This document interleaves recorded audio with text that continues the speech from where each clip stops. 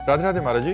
गुरुदेव, हम जैसे अधम जनों के लिए ये निर्णय व विवेक आपकी कृपा व संकेत के बिना संभव नहीं है कि एक गृहस्थ ये विवेक कैसे धारण करे कि पारिवारिक व सामाजिक दायित्वों में से कौन से धर्म रूप से अनिवार्य हैं और किन कर्तव्यों को साधना में बाधक जानकर त्याग देना चाहिए। हाँ, सबसे पहली बात है, साधना में बाधक परिवार का पोषण या समाज की सेवा नहीं है। साधना में बाधक पाप आचरण है। जैसे आप गृहस्थ हैं, आपके अंदर काम वेदना है, तो आपकी पत्नी है, लेकिन वही काम वेदना किसी पर नारी के लिए ये बाधक हो गई, ये आपके लिए पाप नाशक हो गया।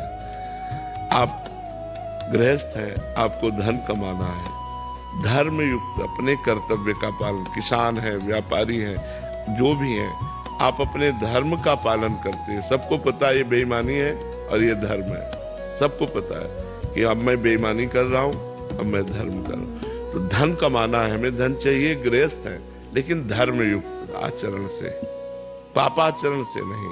तो साधना में पापाचरण, अधर्म का त्याग किया गया है, ना कि धर्म युक्त आचरणों का।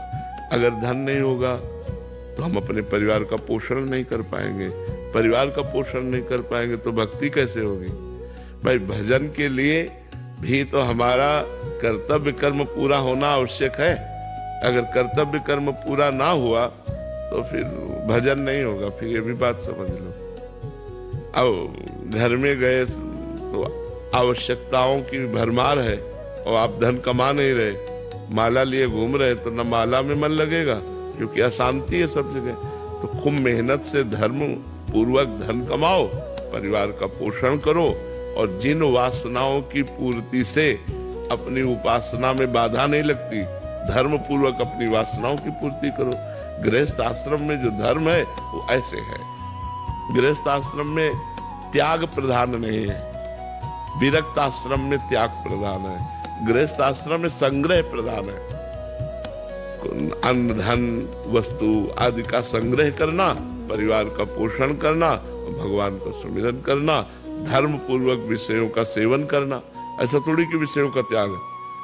अब मान लो आप गृहस्थ हो, अब आप सोचो कि मैं आजीवन ब्रह्मचर्य रहूंगा, तो ये निषेध है, ये नहीं सोचना है। विरक्त के लिए आजीवन ब्रह्मचर्य है, गृहस्थ के लिए समय समय पर पत्नी से सहवास करना धर्म है, वो अधर्म नहीं है। अब एकदम पशुवत आचरण करना तो नहीं।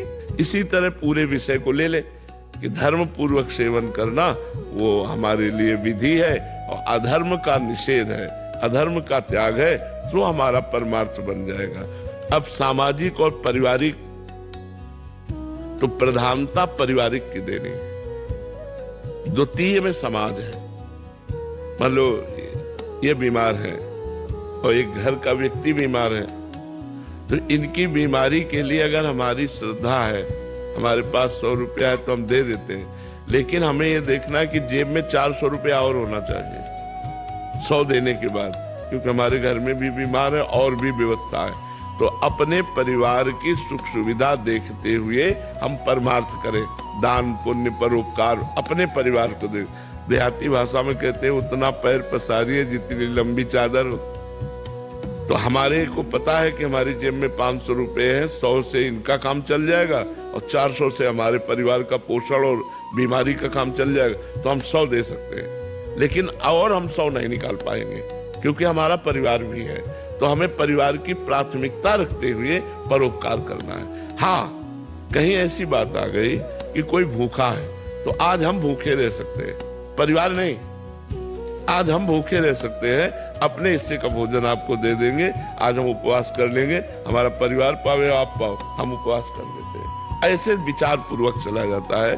संपूर्ण परिवार के सुख का समाज में समर्पण करना यह अधिकार नहीं, क्योंकि पत्नी है, पुत्र है, उनकी पढ़ाई लिखाई, उनके कार्य, ये चीजें ध्यान रखनी है कि प्रधान कर्तव्य परिवार का पोषण और द्वितीय कर्तव्य परोपकार, द्वितीय कर्तव्य परोपकार।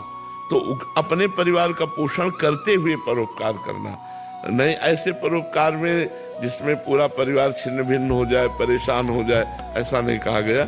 जिससे आपके परिवार का पोषण होता रहे और परोपकार भी होता रहे, ऐसा